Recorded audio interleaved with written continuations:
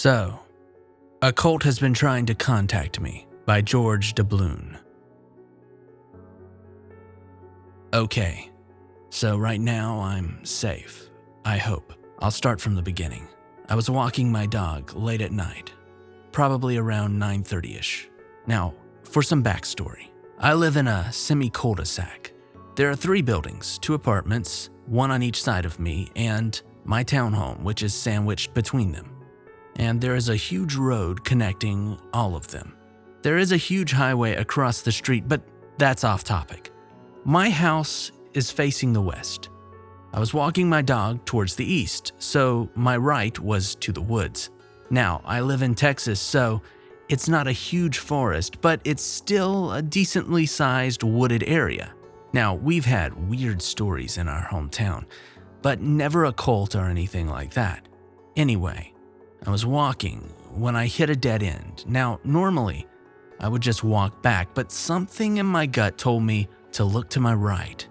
And to my horror, I saw a man about 6'4" wearing a mask about 50 feet away from me. I ran. Now, I have a Chihuahua and he's pretty slow, so I scooped him up as fast as I could and I looked back. I saw about 5 men now, all about 6 feet tall, all with masks, just standing there and staring at me. They didn't move. It was like they were statues. I was creeped out, but that happened 2 days ago. Last night I was gaming, and I was feeling a little sick, so I went to bed at 9:30. But I have trouble sleeping, so I have melatonin gummies. But before I take them, I always listen to some stories for about 2 hours or so. But that got cut short, because as I was listening to a pizza delivery horror story, my phone rang at about 10:18 p.m. Originally, I thought it was part of the story because my phone was on my nightstand, but I felt the vibrations through my headphones. So I went to see the caller and it said there was no caller ID. I immediately freaked out. I was super scared, not only because I was listening to a scary story, but also because of what had happened the night before. Anyway, chills ran down my spine and I didn't answer. Instead, I texted my best friend and I asked him what no caller ID meant. And he told me that it was when someone put *67 before the number. Now, I was still pretty creeped out and I kept texting him, and then at about 10:19, the phone rang again.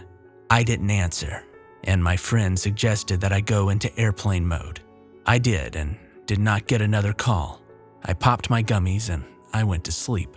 The only reason I'm telling you about this today is because I was walking my dog at about 5:15. Because I'm an early riser and still pretty shaken up from the events of the night before, and I was scared. But I still went down the normal way.